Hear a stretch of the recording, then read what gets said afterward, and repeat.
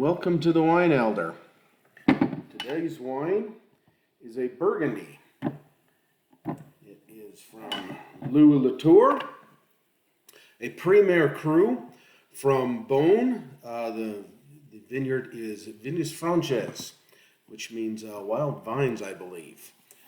The town of Beaune is right at the top of the Côte de Beaune. Of course, the Côte de Beaune is just below the Côte de Nuits. Côte de Nuits, Côte de Beaune, the two of them make up the Côte d'Or, the Golden Slopes, or the famous wine regions of Burgundy. The only red grape they grow in Burgundy is Pinot Noir. All the whites are Chardonnay, so this is technically a Pinot Noir.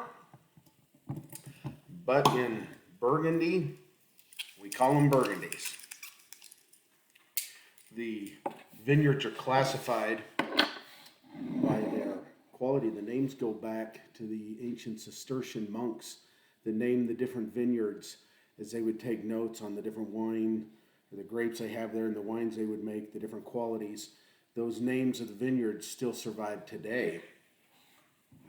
And the most expensive, the highest quality are Grand Crus. The ones just below that are Premier Cru. And then the other vineyards are village level, or the village cru. So this is a 2012. It's a very light color. Pinot Noirs, of course, are typically very light. This one is no exception. Big, powerful aroma.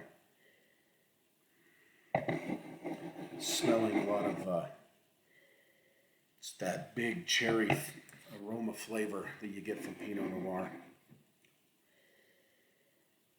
Being an old world wine, this really has a minerality to its aroma. You can smell the earthiness, the stone, but kind of a chalkiness to the aroma.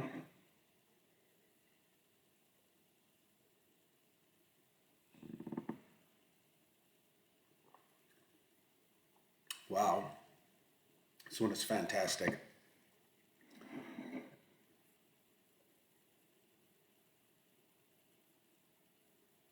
Very well balanced, very well balanced, very deep, a lot of layers to it. It's very light in color, but it's very heavy in its weight. It has multiple layers of flavors in it. Of course, you get kind of that cherry, that black cherry essence to the taste. A little bit of a kind of a raspberry essence to it as well. It is fairly drying. Once again, that is the minerality of it. Being from the old world. It has a little bit of a tanginess on the back end. It's not quite, it's smoother up front and really well balanced. The back end, it's a little shorter. It's not lasting as long as typically you'd find a Premier Cru to last, but it's still very good quality.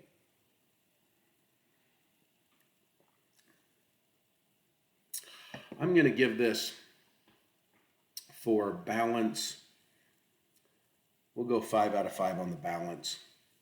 The depth, I'll also go 5 out of 5. The finish, I'm going to go 3 out of 5. It really kind of abruptly ends. I was hoping for a little bit more on this. Representative, we'll go 4 out of 5. It certainly has all the characteristics of a Pinot. I think it falls a little bit short of my expectations for a classic Burgundy, though. So we'll give it a 4. And overall taste,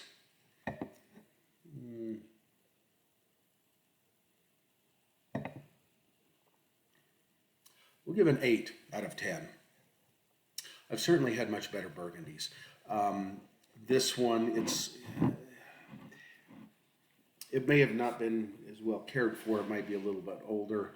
Burgundies can typically age for a long time, so 8 years shouldn't be that too old for it. But it does taste like it's beyond its peak a little bit.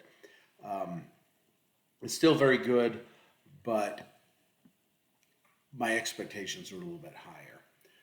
So we have a 5, 5, 3, 4, and an 8. That gives us a final score of 92. Once again, Louis Latour, Premier Cru Bone from Vignes Franches Vineyards.